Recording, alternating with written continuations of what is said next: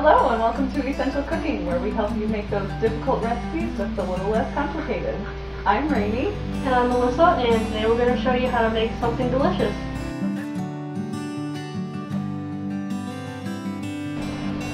Hi guys, today we're making a baked macaroni and cheese for our friend's barbecue. So we hope you enjoy it and take it to someone else's barbecue. Alright guys, so first thing you're going to need is some macaroni. I have elbow macaroni, and this is a 1 pound box. You're actually going to use the whole thing. And then I have some Velveeta. It's a 1 pound brick of cheese, and you're going to use half of it. I have some Italian breadcrumbs, but if you want you can just use the plain breadcrumbs if you don't like the Italian flavor. I have black pepper. We're going to use a little bit of that, a little bit of salt. We need 4 tablespoons of butter. 2 is actually going to go in there. I'll show you what the other 2. And then you have some milk. You only need a cup and a half or so. And a little bit of flour. You only need a couple tablespoons, so don't worry if you don't have a big thing of flour, okay? And you're going to need a strainer to strain your macaroni, measuring cup to measure your ingredients, and a pan. This is an 8x8 pan. I'm using a foil one since we're taking it to the barbecue. The first thing you're going to do is set your oven to 400. Boil some water, okay?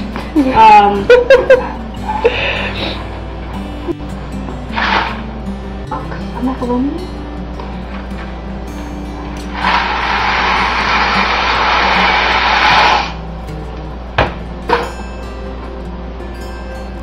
And a spoon. Make sure you stir it up, because if you don't, when it goes to the bottom, it's going to start sticking to the bottom. Okay, so now you're going to drain your macaroni. You can't leave it in the water because it will become really gross.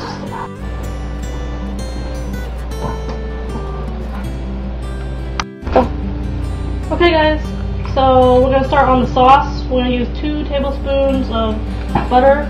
Save the other 2 for the topping. And we're going to melt this butter.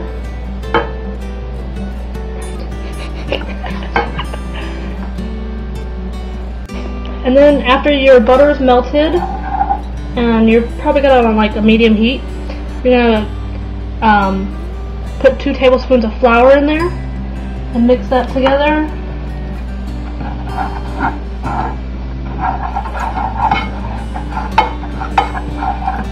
Oh, it's going to start to get clumpy, so I'm going to add the 1.5 cups of milk, little by little.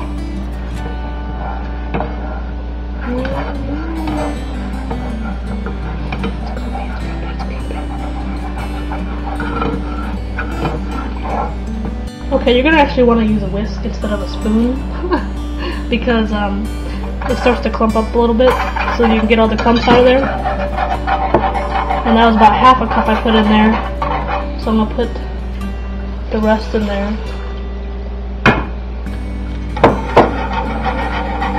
I'm going to let it cook for a minute or 2. Okay, so after it starts to thicken a bit, I've been stirring it constantly, and I had it on high for just a minute or 2, and I watched it the whole time. Okay, don't walk away from it. I'm going to put a teaspoon of salt and 1/8 of a teaspoon of pepper in there and mix it in.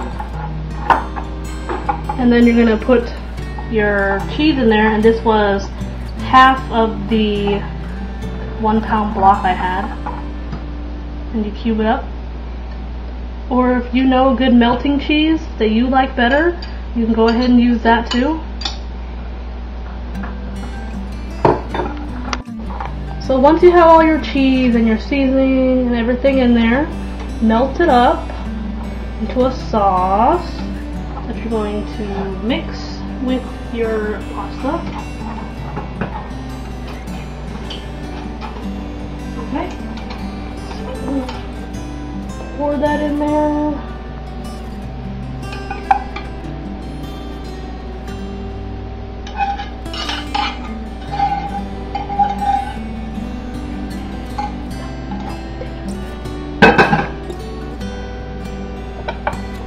mix it up.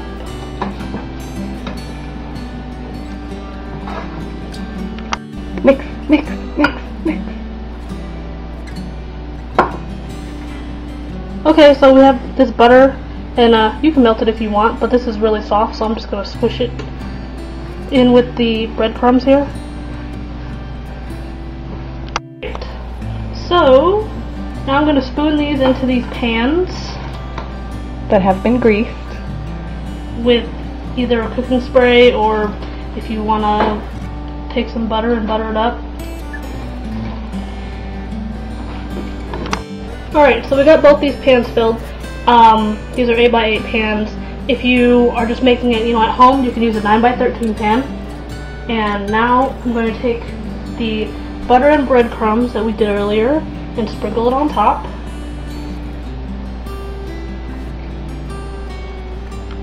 So after you put your breadcrumbs on top of there, we're going to put these in the oven for 20 minutes so the top can get nice and crispy. Okay guys, so this has been baking for 20 minutes. It's nice and crispy on the top.